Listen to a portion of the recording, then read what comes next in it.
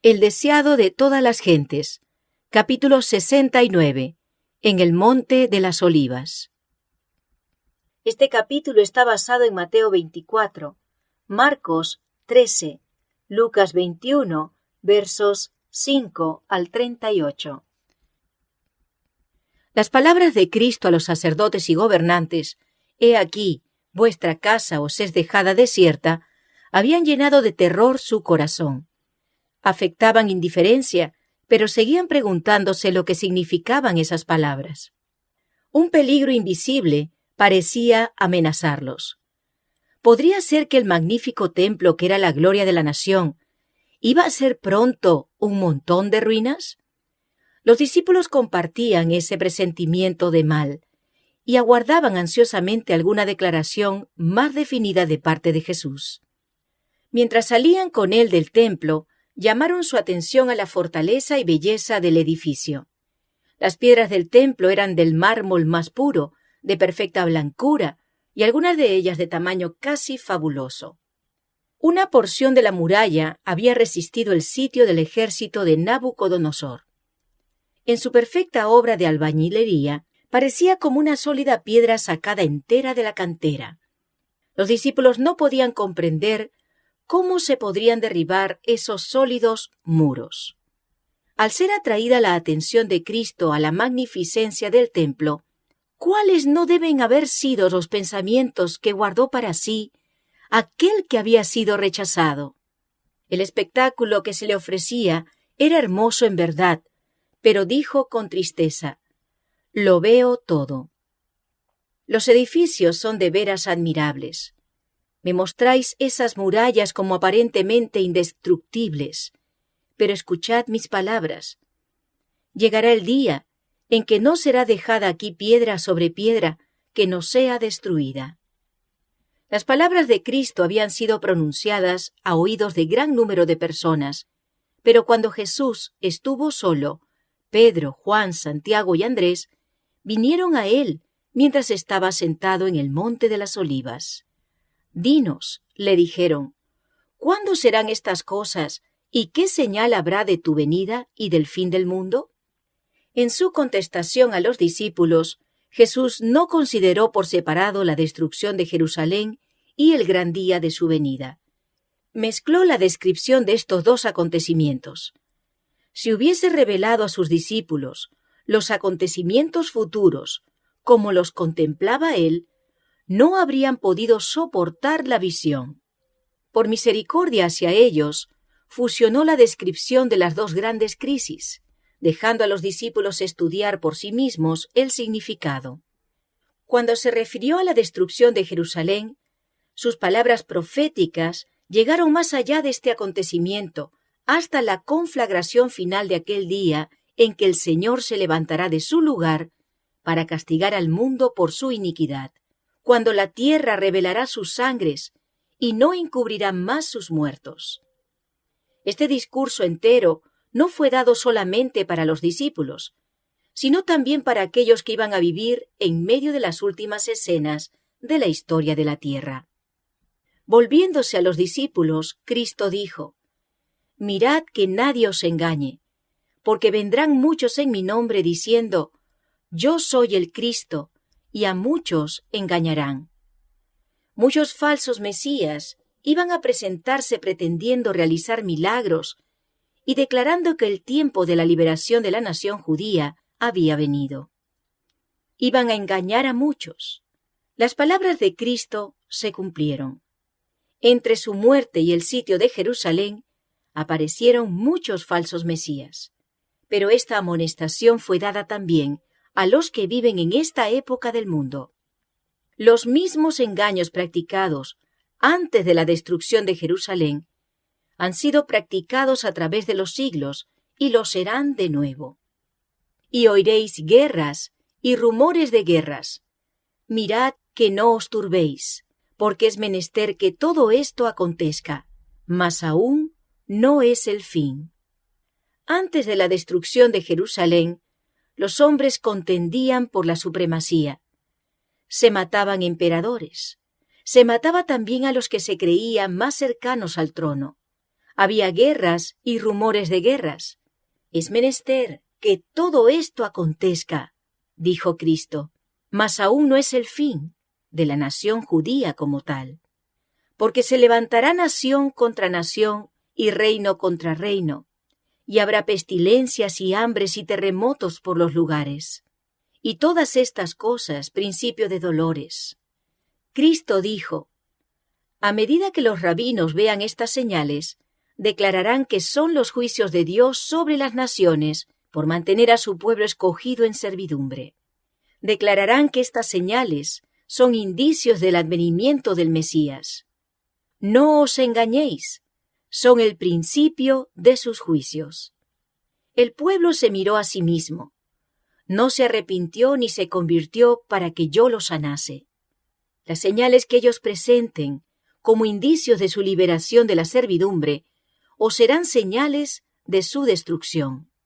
Entonces os entregarán para ser afligidos y os matarán, y seréis aborrecidos de todas las gentes por causa de mi nombre. Y muchos entonces serán escandalizados, y se entregarán unos a otros, y unos a otros se aborrecerán. Todo esto lo sufrieron los cristianos. Hubo padres y madres que traicionaron a sus hijos, e hijos que traicionaron a sus padres. Amigos hubo que entregaron a sus amigos al Sanedrín. Los perseguidores cumplieron su propósito matando a Esteban, Santiago y otros cristianos. Mediante sus siervos, Dios dio al pueblo judío una última oportunidad de arrepentirse. Se manifestó por medio de sus testigos cuando se los arrestó, juzgó y encarceló. Sin embargo, sus jueces pronunciaron sobre ellos la sentencia de muerte. Eran hombres de quienes el mundo no era digno, y matándolos, los judíos crucificaban de nuevo al Hijo de Dios. Así sucederá nuevamente. Las autoridades harán leyes para restringir la libertad religiosa. Asumirán el derecho que pertenece a Dios solo. Pensarán que pueden forzar la conciencia que únicamente Dios debe regir. Aún ahora están comenzando, y continuarán esta obra hasta alcanzar el límite que no pueden pasar. Dios se interpondrá en favor de su pueblo leal, que observa sus mandamientos. En toda ocasión en que haya persecución, los que la presencian se deciden o en favor de Cristo o contra Él. Los que manifiestan simpatía por aquellos que son condenados injustamente demuestran su afecto por Cristo. Otros son ofendidos porque los principios de la verdad condenan directamente sus prácticas. Muchos tropiezan, caen y apostatan de la fe que una vez defendieron. Los que apostatan en tiempo de prueba llegarán para conseguir su propia seguridad a dar falso testimonio y a traicionar a sus hermanos. Cristo nos advirtió todo esto a fin de que no seamos sorprendidos por la conducta antinatural y cruel de los que rechazan la luz. Cristo dio a sus discípulos una señal de la ruina que iba a venir sobre Jerusalén, y les dijo cómo podían escapar. Cuando viereis a Jerusalén cercada de ejércitos, sabed entonces que su destrucción ha llegado. Entonces los que estuvieren en Judea, huyan a los montes, y los que en medio de ella, váyanse. Y los que estén en los campos, no entren en ella, porque estos son días de venganza, para que se cumplan todas las cosas que están escritas. Esta advertencia fue dada para que la recordasen 40 años más tarde, en ocasión de la destrucción de Jerusalén. Los cristianos obedecieron la amonestación, y ni uno de ellos pereció cuando cayó la ciudad. Orad, pues, que vuestra huida no sea en invierno ni en sábado, dijo Cristo. El que hizo el sábado no lo abolió clavándolo en su cruz. El sábado no fue anulado por su muerte. 40 años después de su crucifixión, había de ser considerado todavía sagrado. Durante 40 años, los discípulos debían orar porque su huida no fuese en sábado. De la destrucción de Jerusalén, Cristo pasó rápidamente al acontecimiento mayor, el último eslabón de la cadena de la historia de esta tierra, la venida del Hijo de Dios en majestad y gloria.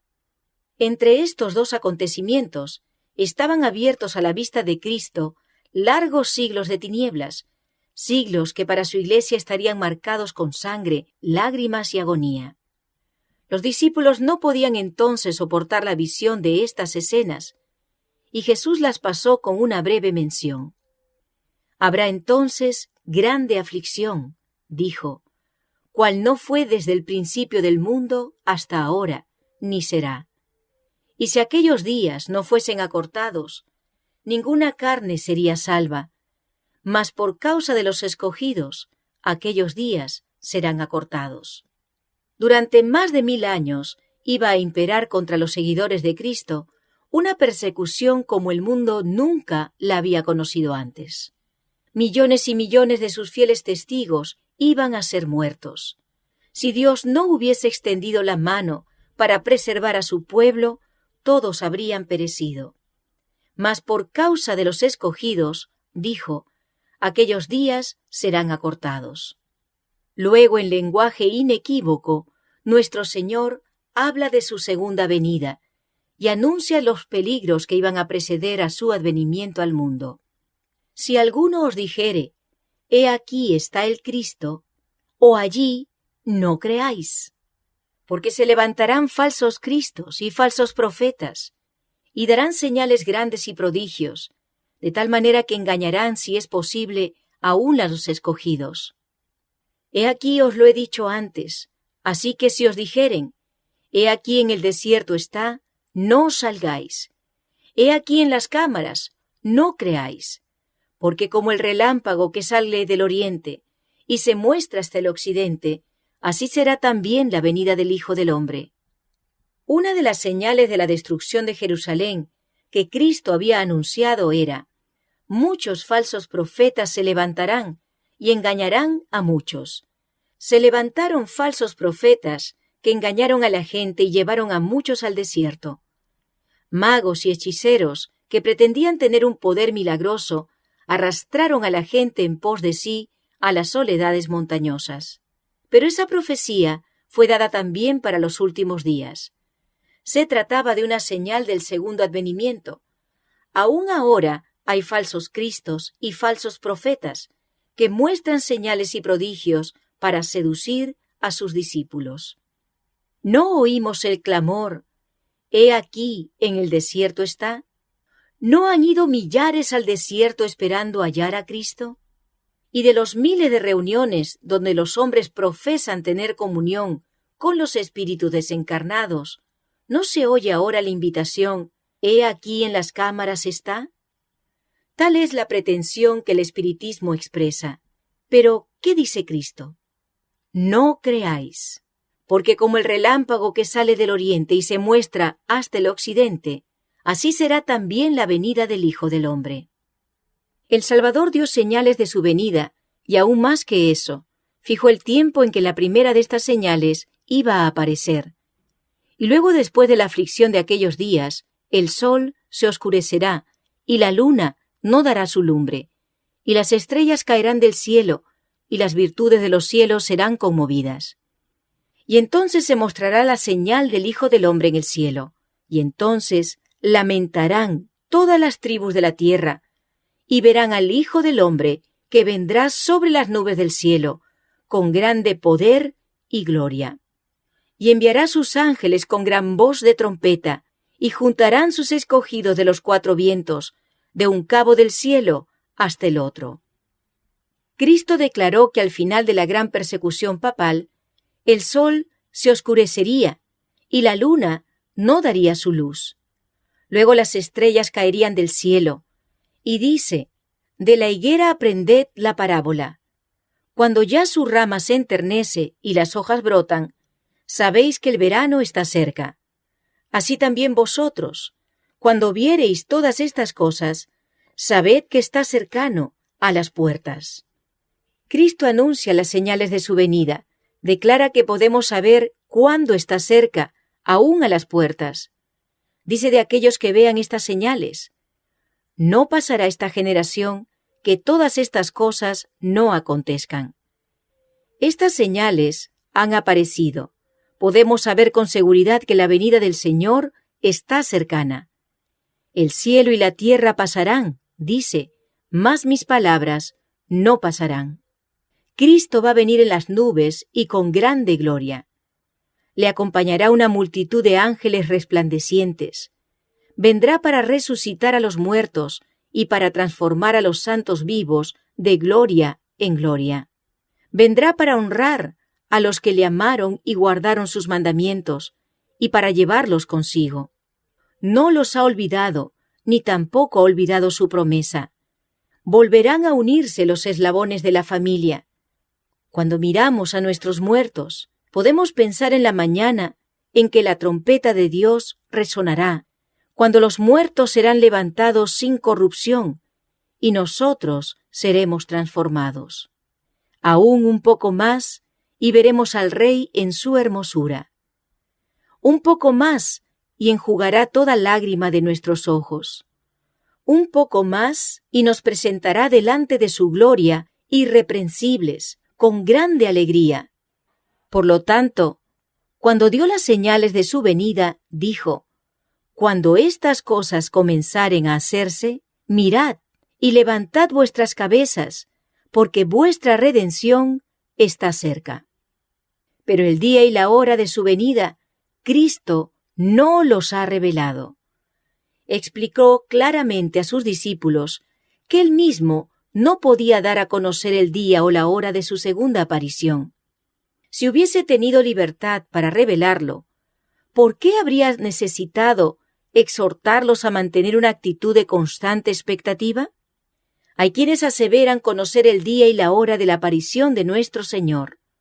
Son muy fervientes en trazar el mapa del futuro, pero el Señor los ha amonestado a que se aparten de este terreno. El tiempo exacto de la segunda venida del Hijo del Hombre es un misterio de Dios. Cristo continuó señalando la condición del mundo en ocasión de su venida. Como los días de Noé, así será la venida del Hijo del Hombre. Porque como en los días antes del diluvio estaban comiendo y bebiendo, casándose y dando en casamiento, hasta el día que Noé entró en el arca, y no conocieron hasta que vino el diluvio y llevó a todos, así será también la venida del Hijo del Hombre. Cristo no presenta aquí un milenario temporal, 1000 años en los cuales todos se han de preparar para la eternidad. Nos dice que como fue en los días de Noé, así será cuando vuelva el Hijo del Hombre. ¿Cómo era en los días de Noé? Vio Jehová que la malicia de los hombres era mucha en la tierra, y que todo designio de los pensamientos del corazón de ellos era de continuo solamente el mal. Los habitantes del mundo antediluviano se apartaron de Jehová y se negaron a hacer su santa voluntad. Siguieron sus propias imaginaciones profanas e ideas pervertidas, y a causa de su perversidad fueron destruidos. Y hoy el mundo está siguiendo el mismo camino. No ofrece señales halagüeñas de gloria milenaria. Los transgresores de la ley de Dios están llenando la tierra de maldad. Sus apuestas, sus carreras de caballos, sus juegos, su disipación, sus prácticas concupiscentes, sus pasiones indomables, están llenando rápidamente el mundo de violencia. En la profecía referente a la destrucción de Jerusalén, Cristo dijo: y por haberse multiplicado la maldad, la caridad, el amor de muchos se enfriará. Mas el que perseverare hasta el fin, éste será salvo. Y será predicado este evangelio del reino en todo el mundo, por testimonio a todos los gentiles, y entonces vendrá el fin. Esta profecía volverá a cumplirse. La abundante iniquidad de aquel día halla su contraparte en esta generación. Lo mismo ocurre con la predicción referente a la predicación del Evangelio. Antes de la caída de Jerusalén, Pablo, escribiendo bajo la inspiración del Espíritu Santo, declaró que el Evangelio había sido predicado a toda criatura que está debajo del cielo. Así también ahora, antes de la venida del Hijo del Hombre, el Evangelio eterno ha de ser predicado a toda nación y tribu y lengua y pueblo. Dios ha establecido un día en el cual ha de juzgar al mundo. Cristo nos dice cuándo ha de iniciarse ese día. No afirma que todo el mundo se convertirá, sino que será predicado este Evangelio del Reino en todo el mundo, por testimonio a todos los gentiles, y entonces vendrá el fin. Mediante la proclamación del Evangelio al mundo, está a nuestro alcance apresurar la venida de nuestro Señor. No solo hemos de esperar la venida del día de Dios, sino apresurarla. Si la Iglesia de Cristo hubiese hecho su obra como el Señor le ordenaba, todo el mundo habría sido ya amonestado, y el Señor Jesús habría venido a nuestra tierra con poder y grande gloria. Después que hubo indicado las señales de su venida, Cristo dijo: «Cuando viereis hacerse estas cosas, conoced que está cerca, a las puertas. Mirad, velad y orad». Dios advirtió siempre a los hombres los juicios que iban a caer sobre ellos. Los que tuvieron fe en su mensaje para su tiempo y actuaron de acuerdo con ella, en obediencia a sus mandamientos, escaparon a los juicios que cayeron sobre los desobedientes e incrédulos. A Noé fueron dirigidas estas palabras: «Entra tú y toda tu casa en el arca, porque a ti he visto justo delante de mí». Noé obedeció y se salvó. Este mensaje llegó a Lot: «Levantaos, salid de este lugar, porque Jehová va a destruir esta ciudad». Lot se puso bajo la custodia de los mensajeros celestiales y se salvó. Así también los discípulos de Cristo fueron advertidos acerca de la destrucción de Jerusalén. Los que se fijaron en la señal de la ruina inminente y huyeron de la ciudad escaparon a la destrucción. Así también ahora hemos sido advertidos acerca de la segunda venida de Cristo y de la destrucción que ha de sobrecoger al mundo. Los que presten atención a la advertencia se salvarán. Por cuanto no sabemos la hora exacta de su venida, se nos ordena que velemos. Bienaventurados aquellos siervos, a los cuales cuando el Señor viniere, hallare velando. Los que velan esperando la venida de su Señor, no aguardan en ociosa expectativa. La espera de la venida de Cristo debe inducir a los hombres a temer al Señor y sus juicios sobre los transgresores. Les ha de hacer sentir cuán grande pecado es rechazar sus ofrecimientos de misericordia. Los que aguardan al Señor purifican sus almas obedeciendo la verdad. Con la vigilancia combinan el trabajo ferviente. Por cuanto saben que el Señor está a las puertas, su celo se vivifica para cooperar con los seres divinos y trabajar para la salvación de las almas. Estos son los siervos fieles y prudentes, que dan a la familia del Señor a tiempo su ración. Declaran la verdad que tiene aplicación especial a su tiempo. Como Enoc, Noé, Abraham y Moisés declararon cada uno la verdad para su tiempo, así también los siervos de Cristo dan ahora la amonestación especial para su generación. Pero Cristo presenta otra clase.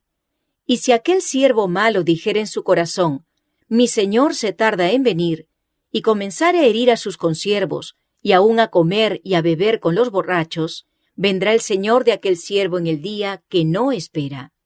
El mal siervo dice en su corazón: «Mi Señor se tarda en venir». No dice que Cristo no vendrá, no se burla de la idea de su segunda venida, pero en su corazón y por sus acciones y palabras declara que la venida de su Señor tarda. Destierra del ánimo ajeno la convicción de que el Señor va a venir prestamente. Su influencia induce a los hombres a una demora presuntuosa y negligente. Los confirma en su mundanalidad y estupor.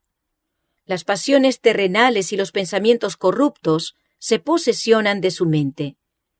El mal siervo come y bebe con los borrachos y se une con el mundo en la búsqueda de placeres. Hiere a sus consiervos, acusando y condenando a los que son fieles a su maestro. Se asocia con el mundo. Siendo semejantes, participan juntos en la transgresión. Es una asimilación temible. Juntamente con el mundo, queda entrampado. Se nos advierte: Vendrá el Señor de aquel siervo a la hora que no sabe, y le cortará por medio, y pondrá su parte con los hipócritas. Y si no velares, vendré a ti como ladrón, y no sabrás en qué hora vendré a ti. El advenimiento de Cristo sorprenderá a los falsos maestros. Están diciendo paz y seguridad, como los sacerdotes y doctores antes de la caída de Jerusalén. Esperan que la Iglesia disfrute de prosperidad terrenal y gloria. Interpretan las señales de los tiempos como indicios de esto. ¿Pero qué dice la palabra inspirada? Vendrá sobre ellos destrucción de repente. El día de Dios vendrá como ladrón sobre todos los que moran en la faz de la tierra, que hacen de este mundo su hogar. Viene para ellos como ladrón furtivo. El mundo lleno de orgías, de placeres impíos, está dormido en la seguridad carnal. Los hombres están postergando la venida del Señor. Se burlan de las amonestaciones. Orgullosamente se jactan diciendo: todas las cosas permanecen así como desde el principio. ¿Será el día de mañana como este, o mucho más excelente? Nos hundiremos aún más en el amor a los deleites. Pero Cristo dice: he aquí, yo vengo como ladrón. En el mismo tiempo en que el mundo pregunta con desprecio: ¿dónde está la promesa de su advenimiento?, se está cumpliendo las señales. Mientras claman paz y seguridad, se acerca la destrucción repentina. Cuando el escarnecedor, el que rechaza la verdad, se ha vuelto presuntuoso, cuando la rutina del trabajo en las diversas formas de ganar dinero se lleva a cabo sin consideración a los principios, cuando los estudiantes procuran ávidamente conocerlo todo, menos la Biblia, Cristo viene como ladrón. En el mundo todo es agitación. Las señales de los tiempos son alarmantes. Los acontecimientos venideros proyectan ya sus sombras delante de sí. El Espíritu de Dios se está retirando de la tierra, y una calamidad sigue a otra por tierra y mar. Hay tempestades, terremotos, incendios, inundaciones, homicidios de toda magnitud. ¿Quién puede leer lo futuro? ¿Dónde hay seguridad? No hay seguridad en nada que sea humano o terrenal. Rápidamente los hombres se están colocando bajo la bandera que han escogido. Inquietos, están aguardando y mirando los movimientos de sus caudillos. Hay quienes están aguardando, velando y trabajando por la aparición de nuestro Señor. Otra clase se está colocando bajo la dirección del primer gran apóstata. Pocos creen de todo corazón y alma que tenemos un infierno que rehuir y un cielo que ganar. La crisis se está acercando gradual y furtivamente a nosotros. El sol brilla en los cielos y recorre su órbita acostumbrada, y los cielos continúan declarando la gloria de Dios. Los hombres siguen comiendo y bebiendo, plantando y edificando, casándose y dándose en casamiento. Los negociantes siguen comprando y vendiendo. Los hombres siguen luchando unos con otros, contendiendo por el lugar más elevado. Los amadores de placeres siguen atestando los teatros, los hipódromos, los garitos de juego. Prevalece la más intensa excitación, y sin embargo, el tiempo de gracia está llegando rápidamente a su fin, y cada caso está por ser decidido para la eternidad. Satanás ve que su tiempo es corto. Ha puesto todos sus agentes a trabajar a fin de que los hombres sean engañados, seducidos, ocupados y hechizados hasta que haya terminado el tiempo de gracia y se haya cerrado para siempre la puerta de la misericordia. Solemnemente llegan hasta nosotros, a través de los siglos, las palabras amonestadoras de nuestro Señor desde el monte de las Olivas. Mirad por vosotros, que vuestros corazones no sean cargados de glotonería y embriaguez y de los cuidados de esta vida, y venga de repente sobre vosotros aquel día. Velad, pues, orando en todo tiempo, que seáis tenidos por dignos de evitar todas estas cosas que han de venir, y de estar en pie delante del Hijo del Hombre.